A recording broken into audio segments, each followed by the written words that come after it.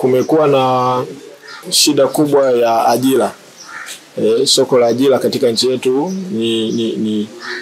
kumekuwa na shida kubwa. Sasa kupitia miradi hii ya Tanga Yetu ambayo inapata ufadhili kutoka kwa Botna Foundation na wenzetu wa kampuni ya Innovex, tunakwenda leo kuzindua miradi 7 ambayo inakwenda kusaidia sana vijana.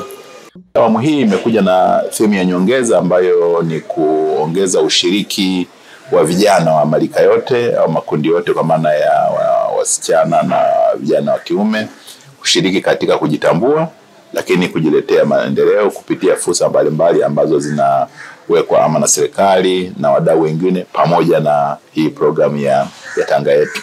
Mpaka sasa mradi huu kwa mwaka jana uliweza kufikia vijana 1000, lakini kwa mwaka huu tunaamini tutapituka idadi ya 1000, kwa sababu kwenye dashboard yetu tayari tuna vijana zaidi ya 2500, na hawa wote tunaunganisha na hizi fursa tofauti tofauti.